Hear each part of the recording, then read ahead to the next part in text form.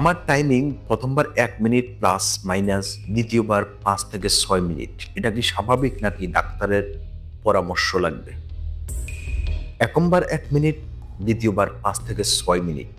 এটা কি সমস্যা নাকি একদম নর্মাল? অনেক ছেলে এই প্রশ্ন করতে লজ্জা পায়। আজ আমি খুব সহজভাবে আপনাকে সত্যিটা বুঝিয়ে দেব। ভাই, শরীরের এই বিষয়গুলো নিয়ে কথা বলতে অনেকে সংকোচ বোধে থাকে, কিন্তু ভুল ধারণা, ভয় আর অযথা দুশ্চিন্তা এগুলো মানুষের আত্মবিশ্বাস নষ্ট করে দেয়। তাই আজকে আমরা জানবো এটা আসলে সমস্যা কিনা নাকি পুরো স্বাভাবিক বিষয়। প্রথমবার শরীর একটু বেশি সেনসিটিভ থাকে, এটা বৈজ্ঞানিকভাবে একদম স্বাভাবিক। কারণ শরীর তখন উত্তেজনার প্রথম রেসপন্স দেখায়। তাই একবার 30 সেকেন্ড থেকে 2 মিনিটের মধ্যে হলে সেটাই সাধারণ গড় মান। এতে কোনো ভয় বা দুশ্চিন্তা নেই। দ্বিতীয়বার, এখানে অনেকের ভুল ধারণা। দ্বিতীয়বার সাধারণ শরীর আরও শান্ত থাকে, তাই 5 থেকে 10 মিনিট হওয়া খুবই নর্মাল প্যাটার্ন। বিশ্বের গবেষণায় এটাকে বলা হয় নর্মাল পারফরম্যান্স স্পেকট্রাম। অনেকেই ভাবেন, না ভাই, আমার হয়তো সমস্যা, আমার তো কম হচ্ছে। কিন্তু আসলে সত্যিটা হচ্ছে সময়ের হিসেবে মানুষে ভিন্ন। স্ট্রেস, ঘুম, খাবার, মানসিক দুশ্চিন্তা এগুলো সময়কে কম বেশি করে। অনেক সময় অতিরিক্ত ভাবনা নিজের সময় কমিয়ে দেয়। মানে সমস্যা শরীরে না, সমস্যা মনে।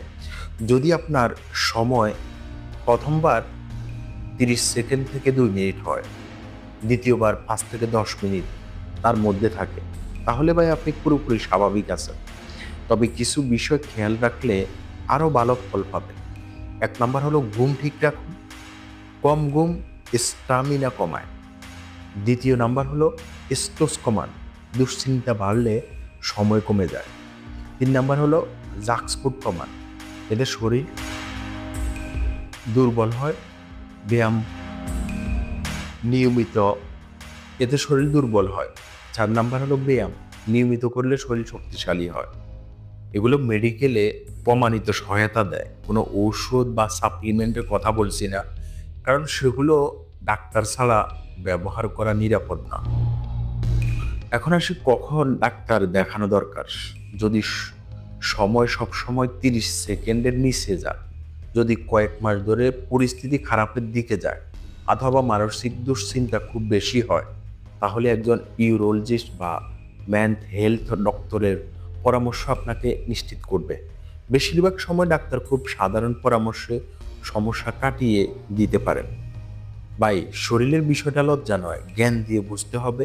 আপনার যদি এরকম অভিজ্ঞতা থাকে, কমেন্টে লিখে বলেন আপনি প্রথমবার দ্বিতীয়বারের টাইমিং কেমন লক্ষ্য করেছেন।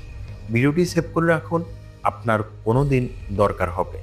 এবং কি, যদি আপনার ভিডিওটি ভালো লেগে থাকে তাহলে অবশ্যই সাবস্ক্রাইব করে রাখুন। আর যারা ফেসবুক থেকে দেখবেন তারা অবশ্যই ফলো করে রাখবেন। নিয়মিত পাবেন নিরাপদ ও গাইডলাইন ফ্রেন্ডলি স্বাস্থ্য তথ্য। সবাই ভালো থাকবেন, সুস্থ থাকবেন। আল্লাহ হাফেজ।